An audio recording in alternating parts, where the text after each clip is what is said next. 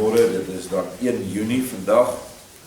Die jaar het dan maar blits vandag amper op sy rug, so 21 dae, dan is ons in die helfte van die jaar.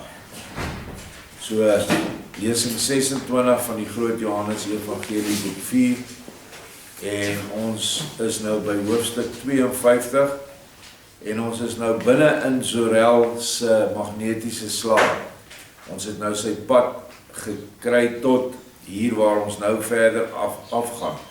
En selfs dit wat ons gelees het is verstommend.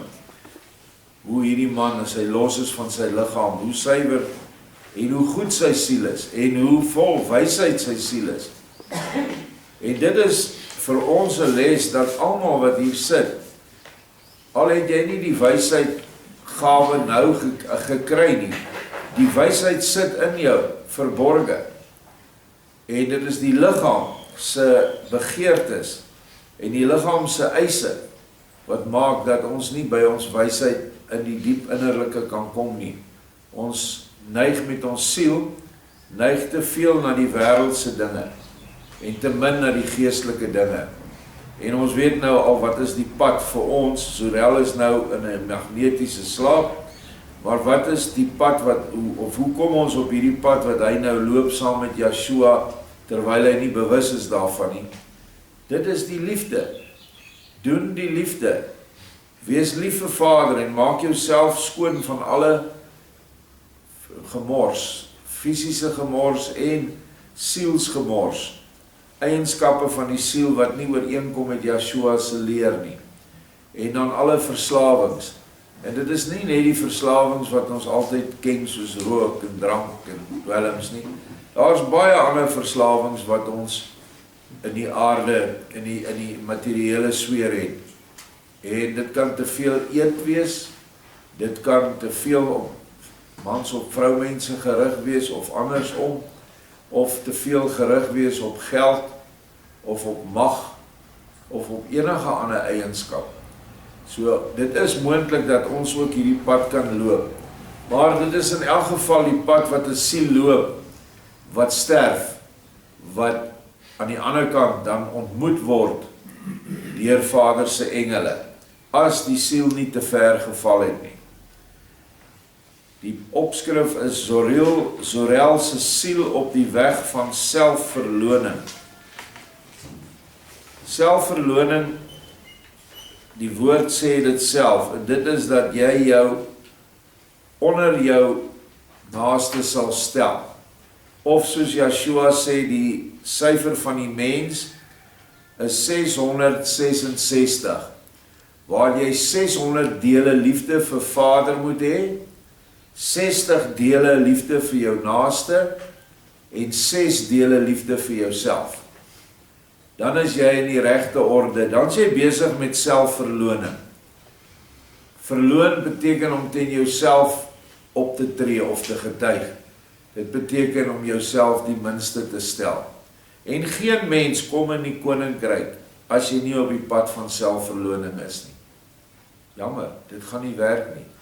Want dit is 'n eienskap van Satan, wanneer jy 600 dele liefde vir jouself het. Dan is jy 'n volkome duiwel. Hoofstuk 52, Zorel is aan die woord. Nou sê die vriend vir my, kom Zorel, verlaat hierdie plek, ek sal jou na 'n ander streek bring. Nou die vriend wat hy nou in sy innerlike geestelike pad sien, is Yeshua, wat nou in die gees met hom loop, soos wat Yeshua, al was hy in die vlees op die aarde teenwoordig, hy in ontelbare biljoene plekke kon wees in die gees. Op elke planeet, op elke son, met elke mens op die aarde, het hy bemoeienis, want sy gees is alomteenwoordig. 'n Begrip wat vir baie mense nog onbekend is en vreemd is, en moeilik om te verstaan.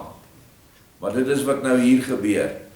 Alhoewel hy lê in slaap, sien hy nou in hierdie droomslaap, of magnetiese slaap wat hy dit noem, sien hy nou vir Yeshua. Ek gaan nou saam met die goeie vriend weg, ver weg, en ver van die meer af. Ons wandel nou deur 'n heerlike laan, en die bome buig hulle voor die een wat ek volg. Hy moet belangrik wees in die ryk van die geeste. O, 'n paar bome buig so diep dat hulle haas afbreek. Haas beteken byna afbreek. Zinka, jy gaan ook wel saam. Onthou, dis nou die ou wat die magnetiese slaap uitoefen. Maar jy sien daar baie wasigheid en skyn nie te merk dat die bome hulle voor my vriend buig nie. Uit 'n wêreldse oogpunt is dit wel bietjie raar, maar tog is dit waar. Merkwaardig, merkwaardig, nou begin die bome selfs te praat. Hulle roep op 'n harde en goed verstaanbare fluistertoon. Ere aan die heilige van die heiliges. Ere aan die koning der konings van ewigheid tot ewigheid. Vind jy dit nie baie merkwaardig nie? Jy maak egter, en dit vererg my, asof jy niks daarvan opmerk nie. Asof dit net so 'n gewone verskynsel sou wees, as een of ander milde reënbuitjie op aarde. Ja, ja, die vriend vir wie die bome buig, en wie se lof hulle verkondig, sê vir my dat dit, wat soos jy lyk en ons volg, nie jouself is nie, maar slegs 'n skaduagtige vorm van jou siel, wat haar eers in ons atmosfeer gevorm het. Jou siel stuur net soos 'n lamp bepaalde lewensstrale uit. Sodra dit ons atmosfeer raak, vorm dit 'n beeld op byna gelyke wyse, as waarop die strale wat oordag van 'n mens uitgaan, op die oppervlakte van 'n spieël, ook die beeld van die een vorm waarvan dit uitgegaan het.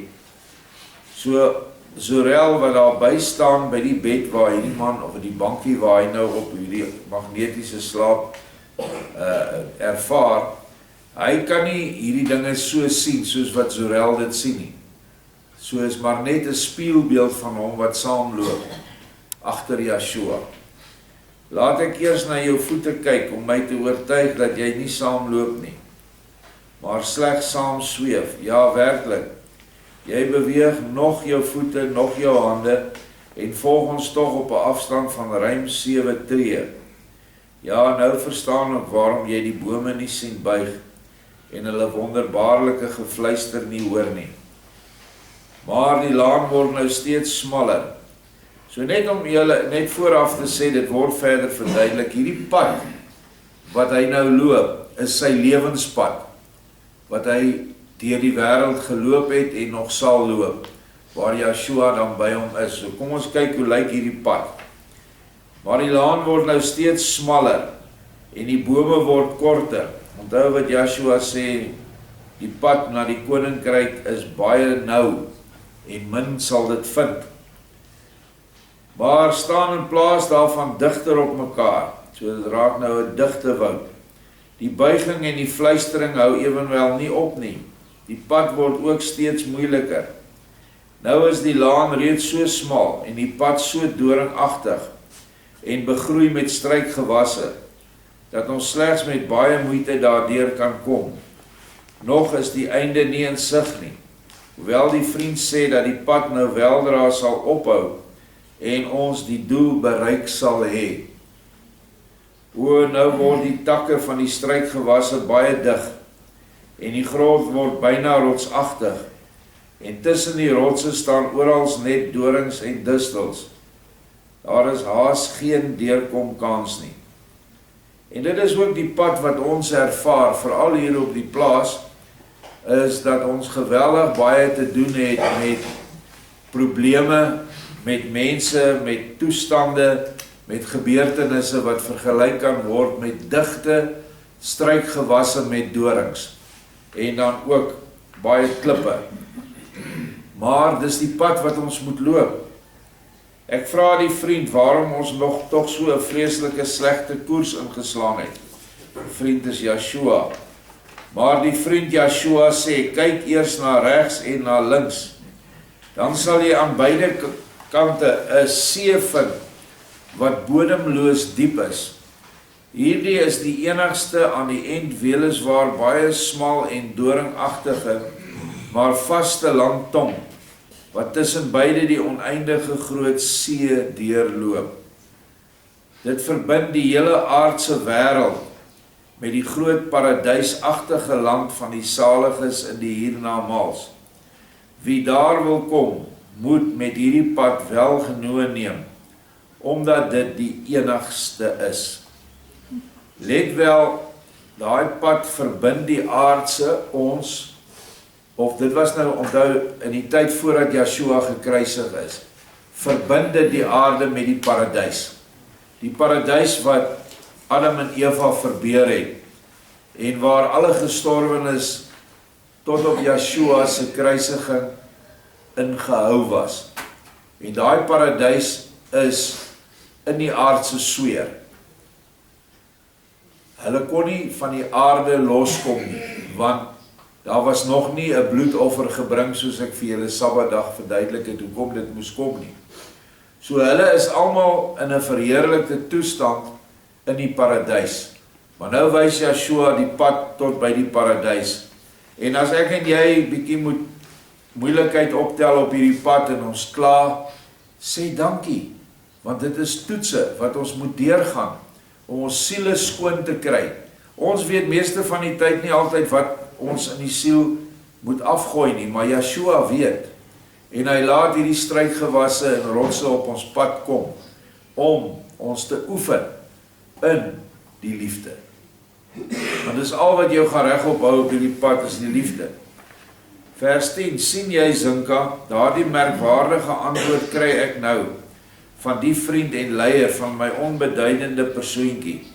Ek stel hom nou egter weer 'n vraag en sê, op die wêreld is daar ook heelwat baie slegte paaie, maar daaraan doen die mense iets. Hulle neem byle, pikke en grawe en maak die pad begaanbaar. Waarom gebeur so iets dan nie hier nie? Maar die vriend sê, omdat juis hierdie geweldige struikgewas hierdie landtong beskerm teen die dikwels ontsettende stormwind vanaf die see. As hierdie enigste vaste landtong nie so dig en so gedig deur hierdie struikgewas beskerm was nie, sou die magtige golwe van die see wat aan weerskante lê, dit reeds lankal deur hulle ewige branding heeltemal weggespoel het. Maar omdat hierdie doringagtige struikgewasse so dig in mekaar ingegroei is, veral teen beide die oewers, breek die swaar golwe daarop en laat tussen die digte struike hulle skuim agter, wat stadig maar seker versteen, en so hierdie baie belangrike landtong voortdurend verstewig. Hierdie landtong dra die naam nederigheid en vaste fundamentele waarheid. Beide nederigheid en waarheid is vir die mense nog altyd vol dorings gewees. En dit is werklik so. Dit is nie maklik om nederig te wees nie. En is ook nie maklik om die waarheid te kry nie. Die waarheid moet gesoek word. Maar die waarheid wat gesoek word in hoogmoed sal nooit waarheid wees nie. Maar die hartseer is dat die persoon dink dat hy die waarheid het. So, die eerste ding is nederigheid. Nederigheid is nie eers 'n gees nie. Nederigheid is 'n voorwaarde vir al 7 daai geeste om te werk. Want daai geeste kan nie werk in 'n hoogmoedige mens se innerlike nie. So, fundamentele waarheid beteken waarheid wat uit die liefde kom. Wat Yeshua ook vir iemand in ons gemeente gesê het, waarheid wat nie vanuit die liefde is nie waarheid nie, al is dit waarheid. Want daar is 'n manier waarop jy waarheid kan oordra wat buite die liefde is, maar dis nie waarheid nie. Ons noem, dis nie waarheid met 'n hoofletter. Die waarheid met 'n hoofletter is sag, kom voort uit die liefde en word vir ons aangebied in die vorm dat ons dit kan aanneem of kan verwerp. Niemand gaan jou op die kop slaan en sê, jy moet dit glo en jy moet dat glo en so moet jy wees nie. Dit is nie die waarheid nie. Dat die waarheid wel reëls en orde het waarin ons moet voortbestaan, is so. Maar jy het die vrye wil om die reëls te breek en dan te gaan na 'n plek waar reëls jou nie pla nie. Dit is nog steeds liefde. Is soos liefde wanneer jy jou kind 'n pak slaag gee, of jy straf hom. Dit is nie iets wat jy uit sadisme of haat doen nie, jy doen dit uit liefde uit, sodat die kind kan leer. En dit is hoekom ons ook deur vaders so geleer word, en hierdie doringagtige pad moet loop. Maar die dorings moet so wees dat ons ou paadjie, ons siel se pad, nie wegspoel deur die see nie. Almal wat by die see was, weet al hoe lyk die see se op teen die strande af en op die strande is digte struikgewasse. In Natal is dit meer subtropies en hierdie wille piesangs en wat is die ander blomme wat so mooi rooi punte het? Hibiscus. Hibiscus. Nee, nie hibiscus is daar nie. Dit is ek het nou vergeet. Dis ons land se blom. Sterelitia, daar is die naam. En dan suid verder af na die Kaap toe, dan kry jy die wille proteas en al die, wat noem hulle? Suikerbossies. Ja, suikerbos, protea, hulle het 'n naam vir daai goed, is dit die heide of wat? Maar in elk geval, daar is 'n naam. En dis meer droogte bestaan. Maar die kante van die see is beskerm en ook in die gees is daai struike wat dorings het nodig vir jou en my. Almal van ons wat hier werk in 'n ruk lank al nie in 'n bestuursposisie was, weet hoe 'n mens aangepas het en verander het na jare. En jy kyk vandat jy hier begin het en jy kyk na jouself hoe jy nou is, dan is dit so dat die struikgewasse was tot voordeel op jou pad, al het die dorings jou gekrap. Kyk Zinka, so het die vriend gesê, en in my word dit nou merkwaardig lig, en dit lyk vir my asof daar in my hart iets is wat beweeg. Dit wat homself beweeg is 'n lig, en daardie lig het binne 'n vorm, soos die van 'n embrio in die moederliggaam. Dit is heeltemal suiwer, ek sien dit. Dit word nou egter steeds groter en magtiger. Ag, hoe heerlike en volkome suiwer lig is dit tog nie. Dit is beslis die eintlike lewensvlam uit Elohim, in die ware hart van die mens. Ja, dit is wat dit is. Dit groei nog maar deur, steeds maar deur. En ag, hoe goed doen dit my. Nou hier wil ek noem wat ons elke oggend uitspreek by die Gilgalwiel. Geseënd is die siel, edel is die volk, dan sê ons edel is die hart wat liefde verkies. Edel is die man wat hart aan hande bind, en die kind wat opgroei deur my bloed verbind. Hierdie wat hy nou ervaar, is die kind wat in homself opgroei deur Yeshua se bloed verbind. Dit is eintlik sy innerlike geestelike embrio, wat nou groter en groter word. En ons sal uiteindelik sien hoe hierdie embrio tot waar hy uitgroei. So wanneer ons hierdie woorde uitspreek by die Gilgalwiel, is daar diep innerlike betekenis dat ons daardie kind moet grootmaak, en dit is die geestesmens in ons, want ons moet die geestesmens laat groei, want dit is hy wat oorgaan na die ewige lewe toe. Die vleesmens is dood, wanneer die brein ophou bestaan, die hart ophou klop hier in die vlees, dan is daai wese is dan tot niet vir ewig. En dan moet die geestesmens met Yeshua se bloed verbind wees om op hierdie pad te loop wat ons nou hier sien. En ons gaan nou die uiteinde van hierdie pad sien. Ons loop nog steeds op die smal pad, maar nou bring die struikgewasse en die doringbosse my nie meer van stryd nie. Dus sodra jy bewus is dat jy hierdie pad moet loop, en jy vat elke dag soos hy kom. Vanaand is jy moeg, jy's pap, jy gaan huis toe, jy's amper nie eens lus om te eet nie, jy gaan slaap. Maar in die nag laai Vader weer jou batterye, en môreoggend staan jy op weer met 'n lus vir al die probleme, vir al die struikgewasse en doringbosse. Anders as Vader ons nie gelaai het met sy gees nie, sou ons dit nie kon doen nie. En die feit dat ons party oggende of party mense glad nie wil opstaan om te begin werk nie en te begin stry nie, is omdat Satan hou vas op jou het, en dis hoe jy dit weet, en dan moet jy vir bevryding bid, en vir skoonmaak en wassing, en jy kan dit self doen, soos iemand vir my getuig het verlede week, hy het 'n baie erge geestelike probleem gehad, wat deurgekom het in die familie, en hy het homself gesalf met olie, en hy het self gebid, en dit het onmiddellik verdwyn. So ons het nie altyd iemand nodig nie, ons kan, ek bedoel, ons is altyd beskikbaar om te help, maar jy kan dit ook self doen as jy effens sterk is. Ook voel ek niks pynlik meer as die een of ander doring my steek en krap nie. Nou word die struikgewas dunner, die bome word weer groter, daar vorm 'n pragtige laan wat weer homself. Die struikgewas hou heeltemal op, die landtong verbreed homself, en die oewers van die see verwyder hulle steeds verder weg van ons. En ek sien reeds, of skoon nog baie ver weg, 'n wondermooie land met die pragtigste berge, en bo die berge straal 'n skitterende môre rooi. So dis die nuwe dag in sy lewe.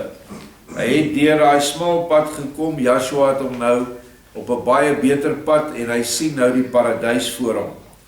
Ons het egter nog steeds nie uit die nou steeds groter en breë wordende laan uitgekom nie, en die baie groot en hoë bome het nog nie opgehou om hulle majestueuse krone vir my vriend en leier te buig nie, en hulle gefluister klink nou soos 'n heerlik suiwer gestemde harpe. Onthou dat bome, ons het nou mense in die afgelope tyd, ek dink die afgelope paar maande, het dit op internet redelik baie algemeen geword. Hulle koppel 'n sekere apparaat aan die boom, aan sy blare, en 'n positief en 'n negatief. Dan kom daar werklike klanke uit daai boom uit. Pragtige musiek, elkeen 'n verskillende toon. Selfs die plante onder die see het hulle opgekoppel, en dan kom daar klanke uit dit uit, wat ons nie kan waarneem nie, in die vlees nie, maar wees verseker, jou siel neem dit waar, jy weet net nie daarvan nie. En bome en plante reageer weer ook op klanke wat ons uitstuur na hulle toe. As ons vieslike, regte gemorsmusiek speel, mense het proewe gedoen met goed soos rockmusiek, erge underground soos ons sê, dan het daai plant gevrek. En as jy vir hom mooi strelende klassieke musiek speel, dan floreer die plant. Ek het dit genoem al, ek weet van 'n mielieboer wat elke oggend by sonsopkoms het hy groot luidsprekers oor sy land, en dan speel hy hierdie klassieke musiek, en hy het beweer dat sy oes toegeneem het. Nou ja, alles werk met resonansie frekwensies, en hier wys Vader dit dan nou, hoe pragtig hierdie bome nou in hierdie ou se eie tuin waar hy nou loop, nou vir Joshua besing, en dan ook natuurlik vir hom ook, want hy is by Joshua. O Zinka, daar is dit onbeskryflik pragtig, maar jy sweef nog steeds agter ons aan, en jy sê nog steeds niks nie, want daaraan kan jy niks doen nie, want jy is nie jouself nie, maar dit is slegs 'n vlugtige spieelbeeld van jou. Onthou, hierdie ou praat nou hardop, dat nie net Zinka dit kan hoor nie, maar al die mense wat daar omstaan, saam met Joshua, hulle hoor nou alles wat hy praat. Ag, kon jy so iets ook maar gesien het, maar dan ook daarvan lewendig die korrekte indrukke saamgeneem het na die aardse lewe. Hoe 'n gedenkwaardige mens sou jy nie dan gewees het nie. Ek sou dit ook kon wees, as ek my dit alles sou kon herinner, maar daarvan sal heeltemal niks my bybly nie. Maar die vriend sê dat, met die verloop van tyd alles weer lewendig voor my gees sal kom. Maar vooraf sal ek ook liggaamlik in hierdie doringagtige pad, wat hom nog wel sal aandien, moet volg. So die doringagtige pad dien ons, dis vir ons absoluut noodsaaklik, anders kan ons nie by die groot oop vlakte kom voor die paradys nie. Die verskil nou na Yeshua se opstanding, het hy die weg van die paradys na die nuwe Jerusalem oopgemaak, wat nog toe was voor sy kruisiging en opstanding. Ons moet net altyd daai ding in ons agterkop behou, en veral wanneer ons nou hier lees. Hoofstuk 53, Zorel in die paradys. Aha, my innerlike lewenslig word nou tog ontsettend sterk. Dit deurdring nou steeds my hele binneste. O, hoe goed doen die lig my hele wese. Maar die lig vertoon hom nou aan my as 'n 4-jarige kind, met 'n buitengewone vriendelike uiterlike. Dis nou daai kind deurs my bloed verbind, wat nou van embryo afgegroei het, na 'n 4-jarige suigeling. Hy moet baie wys wees, want hy lyk soos 'n klein God, soos wat jy jou dit so suiwer moontlik kan voorstel. Nie soos 'n fantasiegod van die Egiptenare, Grieke of Romeine nie, maar soos 'n wonderbaarlike spieelbeeld van die ware God van die Judeërs. Hy is 'n spieelbeeld van die ware God. O, nou erken ek wel dat daar maar een ware God is, maar net hulle wat 'n volkome rein hart het, sal sy heilige aangesig kan sien. En ek sal dit gewis nie maklik te sien kry nie, want my hart is steeds baie onrein. Jou sal dit wel geluk, vriend Sinka, want aan jou hart ontdek ek bykans niks onrein nie, behalwe die plek en die draad, waardeur jy noodsaakliker gewys nog 'n bietjie met die wêreld verbind moet bly. Nou, Sinka se gees of se siel is nog met 'n silwer draad, wat in Prediker 12 vers 6 van gepraat word, verbind. Maar hierdie Zorel in die magnetiese slaap, is hy heeltemal los, omdat hy by Yeshua is. Maar nou eers sien ek, alhoewel bietjie ver af, die breë einde van die laan. Nou is daar geen spoor meer van 'n see nie. Oral sien ek weelderig begroeide wondermooie lande, tuin na tuin. Oral staan die pragtigste huise en paleise. Ag, dit is vir my tog 'n onbeskryflike pragt. My vriend sê dat dit nog lank geen hemel is nie, maar dat dit die paradys is. Let wel, dit is nog nie die hemel nie, want dit is nog nie gevorm nie. In die hemel het nog geen sterfeling ingekom nie, want daarin is tot op hede nog nie 'n brug gebou nie. Alle goeie mense wat vanaf die begin van die skepping op aarde geleef het, bly hier saam met Adam, Noag, Abraham, Isak en Jakob. Die hoë berge daar begrens hierdie buitengewone wonderbaarlik heerlike land. Wie die berge sou klim, sal wel die hemele sien met Elohim se groot engele skares. Maar solank daar bo oor die groot bodemlose kloof nie vir ewig 'n vaste brug gebou sal word nie, kan niemand daar inkom nie. Nou, baie van ons het al die verhaal gelees van die ryk man en Lazarus. Dit is nie Lazarus wat nou uit die dood opgewek is nie. Dit is 'n bedelaar met die naam Lazarus of El-Aser in Hebreëus. En hulle sterf, en die arm bedelaar wat voor die hek gelê het, wat almal net geïgnoreer het en vertrap het, hy bevind homself aan die boesem van Abraham. Presies soos ons dit nou hier lees. Die stamvaders is almal daar, en Abraham vertroos hom.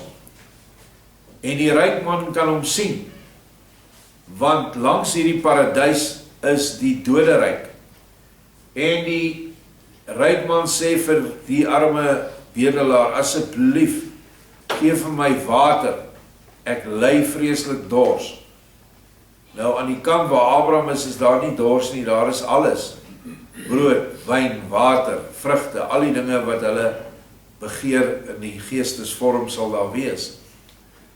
En dan sê Abraham vir hom, jy het dit op aarde goed gehad, en hierdie man het dit sleg gehad, nou is dit omgekeer. Toe vra die ryk man, gaan sê tog net vir my broers, dat hulle asseblief hulle gesindheid moet verander, anders te gaan hulle ook hier beland. En toe sê Abraham vir hom, maar hulle het Moses en die profete, wat goed genoeg was op daai stadium, om jou in die paradys te kry. Maar die paradijstoestand het verander met Joshua se opstanding, of net voor sy opstanding. Hulle sê, ons hy het na die helle neergedaal. En hy het neergedaal na hierdie plek toe, om hierdie siele te gaan haal, en om 'n brug te bou. Want die nuwe Jerusalem is hy. Dit is sy wese. Want Openbaring 16:17 sê dit, dat die nuwe Jerusalem stad het 'n sentrale tempel waar geen son verlig nie, want die tempel het sy eie lig, en dit is Yeshua. En om hom vorm die stad dan met die 12 poorte, 12 fondamente en 12 mure, wat almal mense is. So, dit is die toestand wat hierdie ou nou sien. Nou kom ons al baie naby die hoë berge, en dit word steeds pragtiger. Wat 'n onbeskryflike afwisselende veelheid van wonders. 1000 mensleeftye sou nie voldoende gewees om dit alles te beskryf nie. En kyk eers daar, by die berge woon ontelbare, beeldskone mense. Maar vir beide van ons, dit wil sê vir my en my goeie vriend, skyn hulle nie op te merk nie, want hulle gaan vinnig en onbekommerd by ons verby, sonder om te laat blyk dat hulle ons sien, terwyl al die bome my vriend tog duidelik sigbaar begroet. 'n Wonderlike geestesvonk is dit. Net wil ek iets sê oor hierdie bome wat so buig voor Yeshua. Een van die evangelies wat uitgehaal is uit die boek, uit die Bybel uit, is die evangelie van Petrus, en die eerste evangelie van Nicodemus, die eerste boek. En daar word beskryf dat toe hulle Yeshua in die saal inbring by Pontius Pilatus, toe staan daar 'n klomp soldate, 2 rye, so 'n tipe van 'n erewag. En soos Yeshua inkom, buig die lanse. 'n Lans is 'n lang skerp spies wat hulle gery het op die perde en aan die mense doodgesteek steek. So as hy so staan, daai lanse kan amper die dak raak, buig die lanse alles voor hom neer. En toe word hulle woedend, die klomp Jode, en hulle dink toe die ouens speel saam, en hulle het toe ander wagte gekry, en hulle het hom weer binne gelei, en toe buig dit weer. So hier sien ons in die gees selfs die bome buig voor Yeshua. Aha, intussen het ons ook die top van 'n hoë berg bestyg. O Elohim, daar staan ons nou, en ek veral, heeltemal ten einde raad. Baie ver weg sien ek steeds duideliker 'n groot horison, wat helderder is as die sonlig. Daar moet die begin van Elohim se hemel wees, wat daar agter steeds verder gaan, hoër en ewig deur hoër. Maar tussen hier en daar gaap 'n kloof, groter as die ruimte tussen die aarde en die son. Dis 'n magtige kloof. Dis omtrent 100.000 kilometer kloof. Daaroor sal nou 'n brug gebou word. By Elohim sal dit ongetwyfeld alles wel moontlik wees. Maar nou is my innerlike ligmens reeds so groot soos ek self, en vreemd. Ek word nou slaperig, en die vriend sê dat ek op die groen en geurende weiveld moet uitrus en slaap. Dit sal ek ook doen. So deur hierdie rit tot in die paradys, het sy innerlike geesmens so groot geword soos wat hy op daai stadium dan nou was. So hy is nou ingewy in die geestelike totaal, en dit alles met die hulp van Yeshua, want sonder Yeshua, wat die lig ontsteek het in hom, sou dit nooit gebeur het nie. Maar Yeshua wil vir die mense wat daar omsit, 'n punt bewys, dat met die nodige lig en leiding enige mens in die paradys kan kom. Nou, die paradys se môre rooi is gewoonlik môre rooi sien jy net voor die son opkom. En toe Yeshua gekruisig is, het hy dadelik na hulle toe gegaan. En dit was dan die toestand in die paradys waar die son opgekom het. Ek glo hulle het dan ook 'n geestesson sien opkom. Johannes die Doper, wie se kop afgekap is, en al hierdie mense wat in hierdie paradys woon, gewaarsku en getuig dat die lig sal kom, die lam van God sal kom om hulle te verlos. Die landerye en die mooi plekke wat ons daar gesien het, dui die mense wat daar is, van Adam se tyd af, se goeie werke in die gees. Want ook hulle sal onder mekaar nog steeds die gees van Vader gehad het en die groot dinge verkondig het. Want in die geesteswêreld aan die ander kant is daar nog altyd mense wat honger is na geestelike voeding en 'n tipe van 'n fisiese, is nie 'n fisiese, is 'n eteriese brood en wyn wat hulle eet, en wysheid wat jy kan uitdeel. As jy baie het, kan jy uitdeel, en as jy ontvang, kan jy ook weer uitdeel. So daar is heeltyd 'n interaksie van liefde. Dis nie 'n plek soos wat die Romeinse kerk sê, dis 'n wolk waarop jy sit en harp speel of viool speel, ek weet nie wat hulle gebruik. Dit is nie so nie.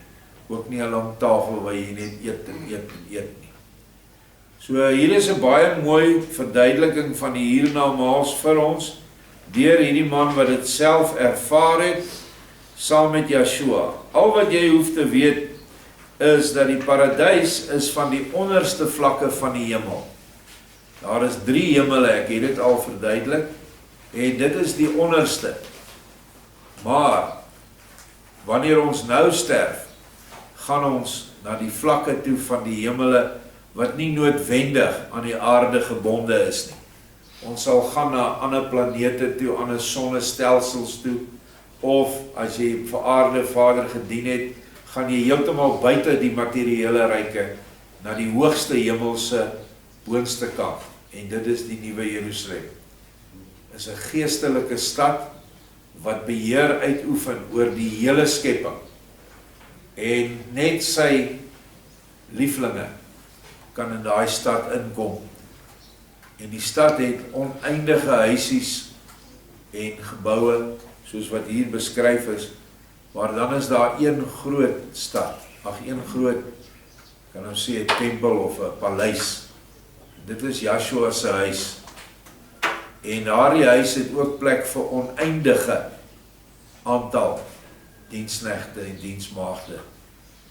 En as jy wil weet hoe lyk dit daar, daardie inligting is vir ons gegee, en dit is in die boeke van die hel tot die hemel, ook deur Jacob Lorber, kan maar sê so die laaste 20 hoofstukke van boek 2. Dan lees jy hoe lyk dit daar. En dit is so wonderbaarlik dat Vader nou gedink het om vir ons hierdie inligting te gee. Maar tog vanmôre is dit net hierdie ou een gemeentetjie, dink ek, in die wêreld, wat hierdie wonderlike inligting oordra. Definitief die enigste gemeentetjie in Suid-Afrika. Daar is daarom nog, hulle noem dit Lorber-groepe, reg oor die wêreld, waar mense daarom ook hierdie goed bestudeer. Maar as jy nie nuuskierig is nie, en as jy nie wil weet wat in Vader se koninkryk aangaan nie, dan sal jy maar bly by dit wat hulle vir jou leer uit die Bybel uit. En omdat hulle nie die gees het nie, kom hulle nie by die waarheid uit. En die waarheid word slegs deur Yeshua vir ons gegee, die ware waarheid, waarheid met die hoofletter. Want hy sê self, ek is die weg, die waarheid en die lewe. En hier het ons dit nou gesien. Hierdie weg het hy heeltyd hierdie ou begeleid. Hy is die weg. Sonder Yeshua gaan nie na daai pad kan loop nie. Daar's nie 'n ander ou wat dit loop vir jou nie. Dis net hy wat dit voor ons geloop het en wat dit nou saam met ons loop.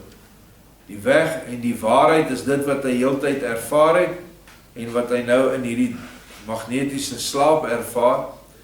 En wat bring dit hom? Dit bring hom toe by die paradys wat die ewige lewe is. Eenvoudig. Yeshua het dit vir ons gesê, maar ons glo dit nie altyd. Of ons neem dit nie eintlik ter harte nie. Baie dankie.